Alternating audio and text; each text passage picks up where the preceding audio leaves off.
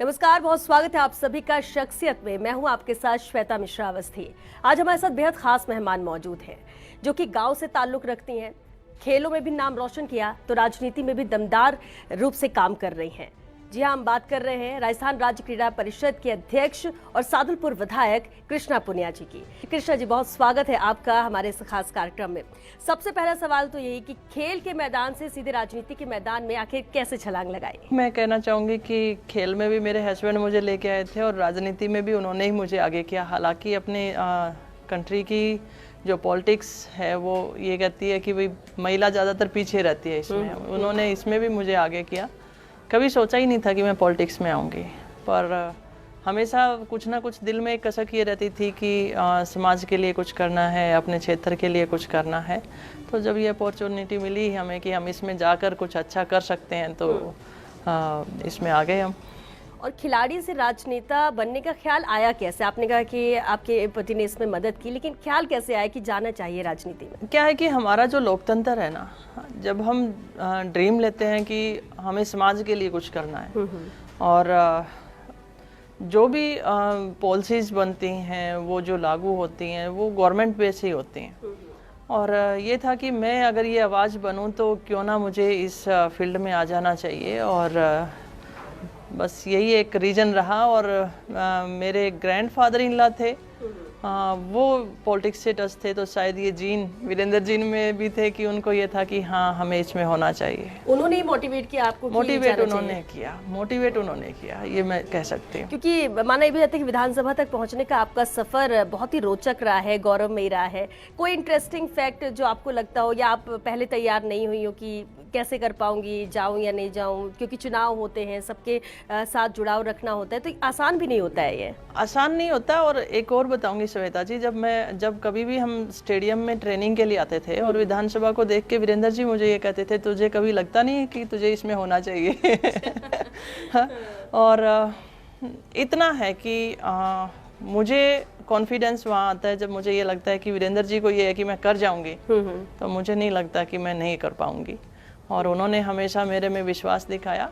और दूसरा कि पब्लिक से टच में रहने वाली बात कि मैंने अपने आप में एक स्टारडम वाली जो चीज़ होती है वो अपने ऊपर आने नहीं दी, तो मैं लोगों से इजीली कनेक्ट हो सकती हूँ। गांव से रही हूँ तो गांव में ही मुझे इलेक्शन मैंने जहाँ से लड़ा तो मुझे ज़्यादा डिफ़िकल्टी नहीं आई। लोकसभा का चुनाव भी आपने लड़ा, राज्यवर्धन सिंह राठौर के सामने, ये एक बड़ा चैलेंज भी था। भले ही आप चुनाव हारी, लेकिन लोग ये मानते हैं कि उनके सामने चुनाव लड़ने के बाद कांग्रेस में आपकी वैल्यू और ज़्यादा बढ़ गई है, क्योंकि कई बार लोग तैयार नहीं होते कि इतने दिग्गज के सामने अचानक से आके खड़े होना और लोकसभा जैसा चुनाव लड़ना। तो उस वक्त क्या कोई डर था, कुछ जहन में आया हो जब आपका नाम और कहा गया और कांग्रेस से आपकी टिकट फाइनल की गई कि लोकसभा का आपको लड़ना है? डरना तो सीखा ही नहीं, कभी मन में आता ही नहीं है कि किसी चीज़ का डर है। और मैं हमारे आला कमान माननीय सोनिया गांधी जी, राहुल गांधी जी, उनका आभार व्यक्त करती हूँ, और मुख्यमंत्री जी का, जिन्होंने मुझे ये अपॉर्चुनिटी दी। और मुझे एक बार भी नहीं लगा कि मुझे लड़ना चाहिए या नहीं लड़ना चाहिए। अगर जो पार्टी हाईकमान का आदेश है वो मैं ज़रूर करूँगी। और ठीक है, मैं इलेक्शन ज़रूर लूज की हूँ, लेकिन लोगों के बीच में गई, लोगों में एक उत्साह ज़रूर आया कि हाँ जो सामने कैंडिडेट है वो ये अच्छा पार्टी ने चुन के भेजा। और जो भी रिजल्ट रहे वो मान्य है मुझे, लेकिन घबराहट तो कभी नहीं। और जो ये लोग सोचते हैं कि कांग्रेस में आपकी वैल्यू इस वजह से भी ज़्यादा बढ़ गई है, क्या आप मानती हैं इसे? अगर वो सोचते हैं तो कुछ इसीलिए सोचते होंगे।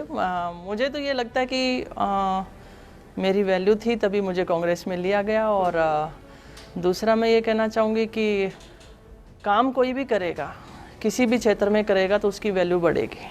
और देखने में भी मिलता है कि बहुत कम ही ऐसी महिला एमएलए हैं जिनका देसी अंदाज भी देखने को मिलता है। कैसे खुद का जुड़ाव रखती है? क्योंकि खेतों में जो आपकी तस्वीरें और जो विजुअल्स आते हैं वो बहुत ही लोगों को अटैच करते हैं कि मतलब हमारी एमएलए हमारे बीच से है, जैसे किसान खेत में काम करता हो। ये कैसे इंटरेस्ट लगातार बना हुआ है, कैसे वक्त निकालती हैं, या फिर अच्छा लगता है? पले बड़े जिस चीज़ में तो उससे जुड़ाव तो रहेगा ही। मैं गाँव से आती हूँ, मेरे फादर डेयरी फार्म रखते थे, खेतों में भी जाना होता था।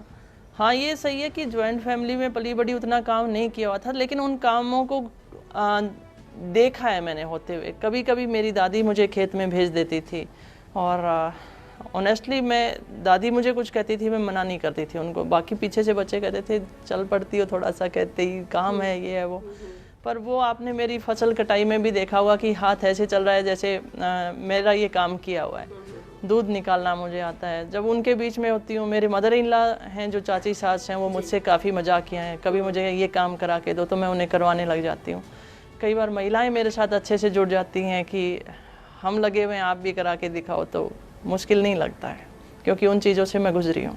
और इसलिए ज़्यादा दिलचस्पी लोगों को आपको जानने में भी रहती है कि खेत में काम करना एक बिल्कुल ही नीचे माना जाता है किसी किसान परिवार से, फिर उस लड़की का आना खेलों में, और खेलों में भी देश को बहुत सारे पदक दिलाना, फिर राजनीति में आके नाम रोशन करना। आज पीछे मुड़कर देखती हैं तो क्या पाती हैं, क्या सबसे बड़ी अपनी उपलब्धि मानती हैं आप? काफ़ी कुछ कह सकती हूँ। स्पोर्ट्स में जब आई थी तो तब भी मुझे नहीं पता था कि स्पोर्ट्स में एशियन गेम, कॉमनवेल्थ गेम या ओलंपिक क्या होते हैं। और फिर उस डिस्कस थ्रो को जब उठाया हाथ में तो लगा कि हाँ मैं कर सकती हूँ, और मुझे चैलेंजेस भी मिले और काफ़ी डिफ़िकल्टीज भी आई, इंजरीज भी रही, लेकिन ये था कि नहीं मैं कर सकती हूँ, तो वो किया।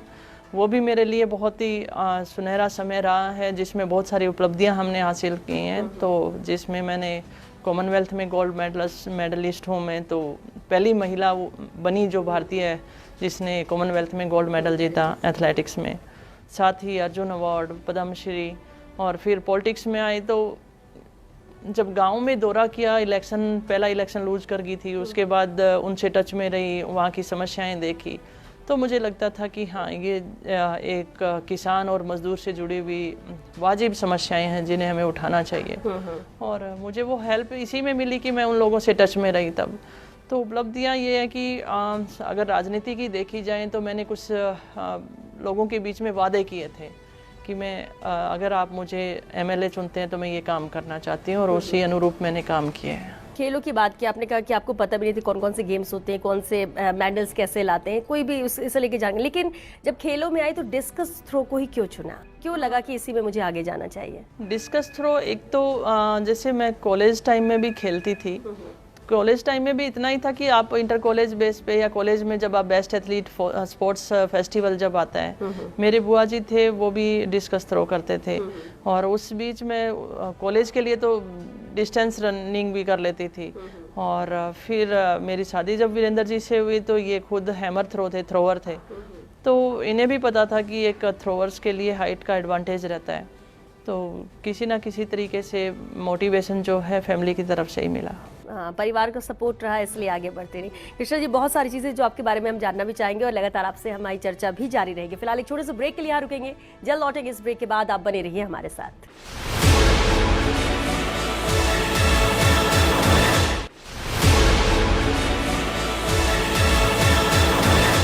ब्रेक के बाद एक बार फिर आप सभी का बहुत स्वागत है। कृष्णा पुनिया जी लगातार हमारे साथ हैं। कृष्णा जी, एक बार फिर आपका स्वागत है। एक बड़ी जिम्मेदारी आपको दी गई, राजस्थान राज्य क्रीड़ा परिषद का अध्यक्ष बनाया गया। दोहरी भूमिका आप निभा रही हैं, विधायक के तौर पर भी और अध्यक्ष के तौर पर भी, और क्योंकि आप खिलाड़ी हैं इसलिए लोगों की उम्मीदें भी बहुत ज्यादा आपसे है। कैसे देखती हैं इस दोनों ही जिम्मेदारियों को? श्वेता जी, बिल्कुल सही कहा आपने। और राजस्थान राज्य क्रीड़ा परिषद में पहली महिला भी हूँ जो चेयरमैन बनी हूँ, और स्पोर्ट्समैन भी पहली हूँ जो चेयरमैन बनी हूँ। और एक स्पोर्ट्समैन से स्पोर्ट्स जगत की ज़्यादा आशाएं हो जाती हैं। हालांकि समय काफ़ी कम मिला, लेकिन कहना चाहूँगी आपके माध्यम से प्रदेश के युवाओं को, सभी खिलाड़ियों को, कि राजस्थान सरकार की जितनी भी हमारी योजनाएं हैं, जितनी भी बजट घोषणाएं हैं, उनको हम जल्द से जल्द इम्प्लीमेंट करेंगे। बहुत सारे एथलीट्स की प्रॉब्लम्स रहती हैं, जिसके लिए भी हमने हेल्प डेस्क शुरू की है ताकि वो अपनी समस्याएं बताते रहें। अनुदान राशि रुकी हुई है, कुछ अवार्ड्स भी पिछले 5-6 सालों से नहीं मिल रहे हैं।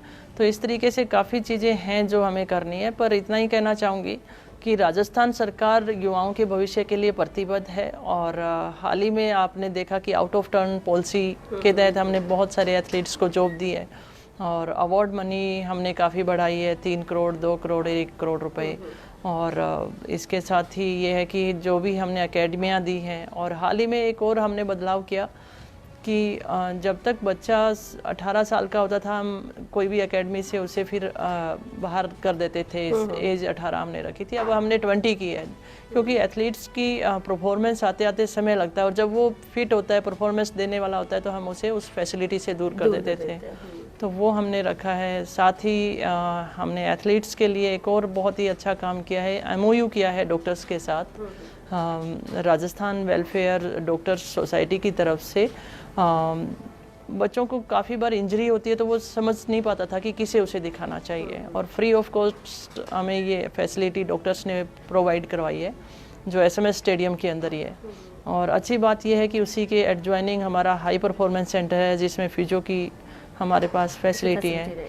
और माननीय मुख्यमंत्री महोदय की घोषणा है ग्रामीण गेम को लेके, वो एक बहुत बड़ी घोषणा है, जिसमें लगभग 27 लाख के करीब हमारे खिलाड़ी इसमें पार्टिसिपेट करेंगे।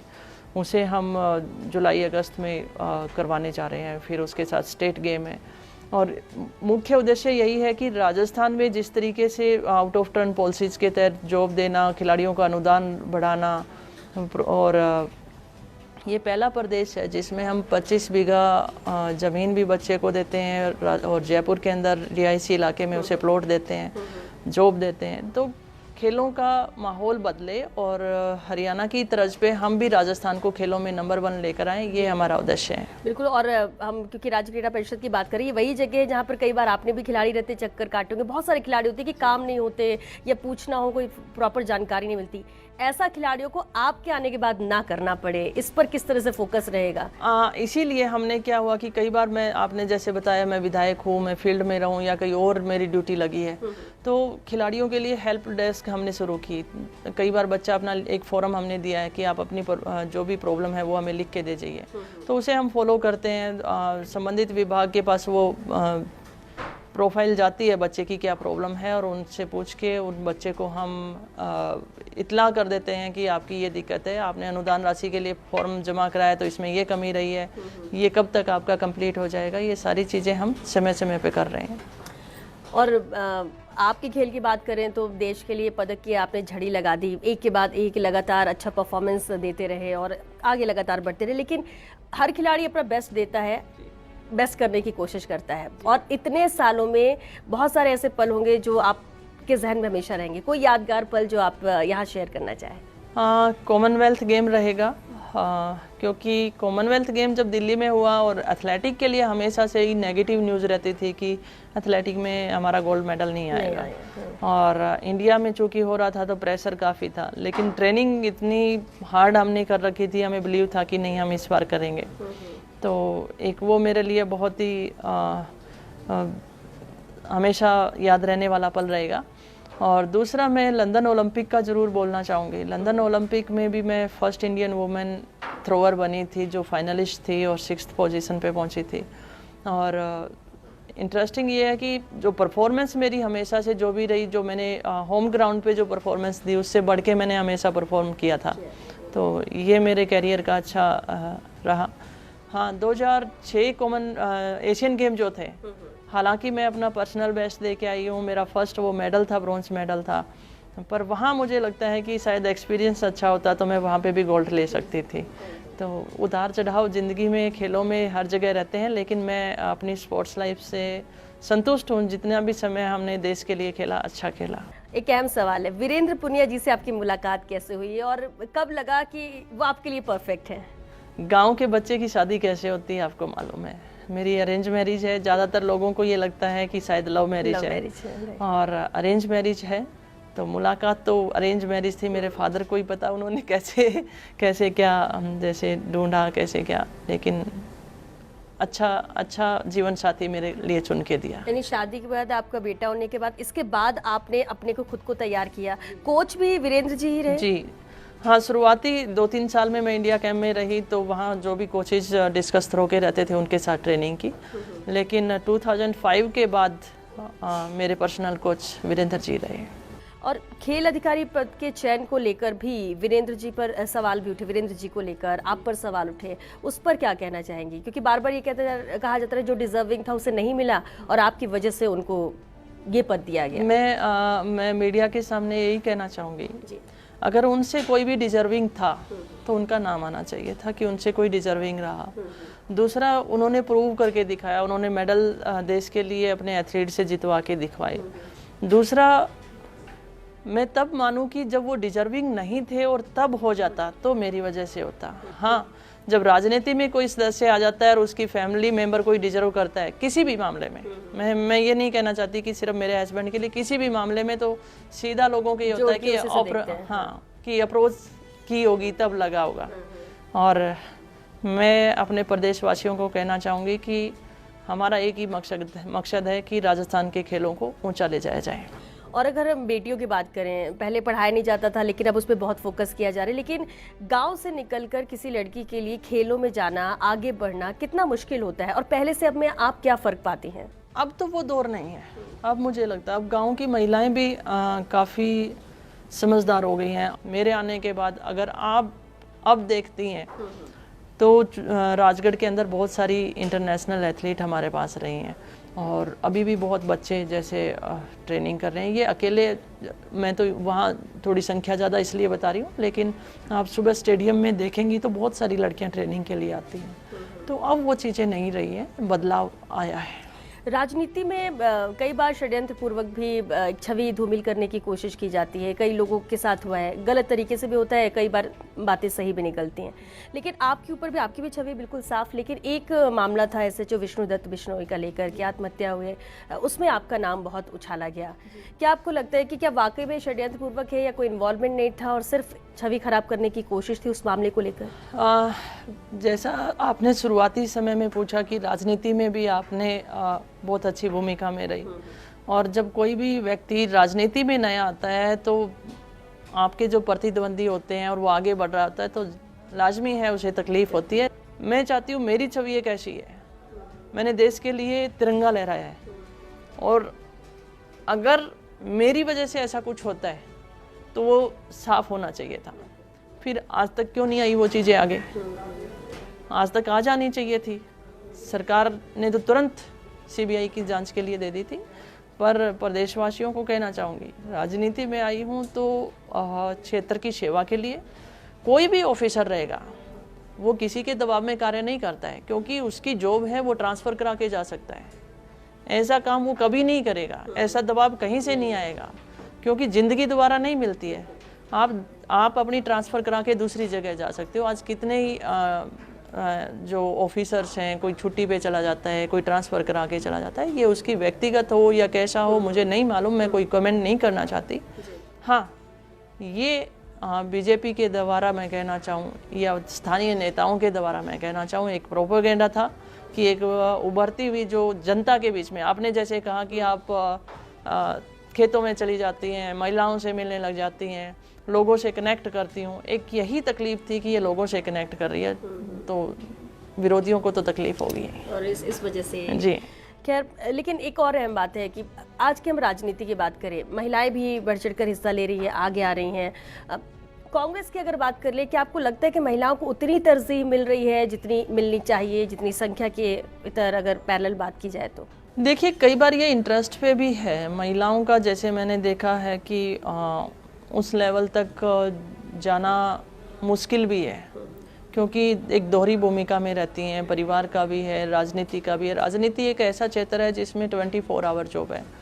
और रही बात कांग्रेस की, तो मुझे संतुष्टि है इस बात की कि मुझे पार्टी ज्वाइन करने के बाद एक बार भी नहीं लगा कि मुझे किसी तरीके की कोई तकलीफ़ है या ज़्यादा संघर्ष करना पड़ रहा है।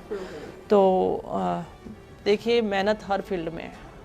आप मीडिया में हैं तो आपको भी करनी पड़ती है कि मैं अच्छे से कैसे एंकरिंग करूं, और अगर मैं पॉलिटिक्स में हूं तो मुझे भी ये है कि मैं जनता के मुद्दे अच्छे से कैसे उठाऊं, और तो ये हर किसी के लिए एक जैसी बात है।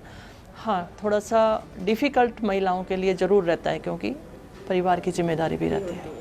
तो कई जिम्मेदारियों को साथ लेकर चलना, तो चैलेंज सबसे ज़्यादा महिलाओं के साथ चैलेंजिंग रहता है, क्योंकि हमारी कल्चर, हमारा जो रहन सहन है, हमारी जो जीवन शैली है वो इसी तरीके की है, जिसमें महिला को ज़्यादा फैमिली की तरफ ज़्यादा फोकस करना पड़ता है। ये सच्चाई है।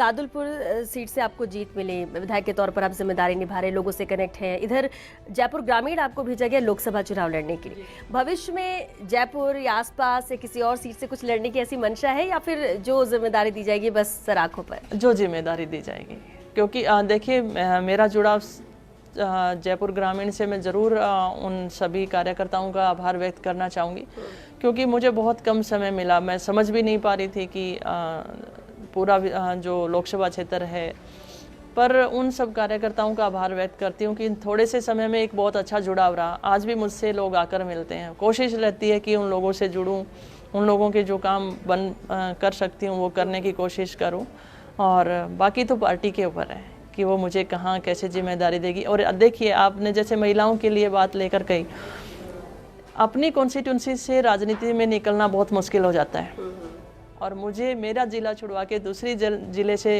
इलेक्शन लड़वाना, तो ये एक महिला को ही अपॉर्चुनिटी मिली थी। और दूसरा, हम जयपुर और जयपुर के सराउंडिंग्स मोर्चा भी सभी महिलाओं ने ही संभाल रखा था तो अच्छा लगा, पार्टी ने मुझे जिम्मेदारी दी, तो आज बहुत ही अच्छा मौका श्वेता जी आपने मुझे दिया जयपुर ग्रामीण के लोगों को धन्यवाद देने के लिए एक महिला होने के नाते, खिलाड़ी होने के नाते, विधायक होने के नाते, महिलाओं के लिए, प्रदेश की महिलाओं के लिए क्या कहना चाहेंगे? चाहे वो राजनीति हो, चाहे खेल का जगत हो, सफलता का कोई शॉर्टकट नहीं है। मेहनत हर फील्ड में करनी पड़ेगी। हाँ, जो व्यक्ति ईमानदारी के साथ करेगा मेहनत, वो लंबे समय तक टिकेगा। तो ज़रूर कहना चाहूँगी कि आप अपने फील्ड के साथ ऑनेस्टी रखिए और सफलता आपके कदम चूमेगी।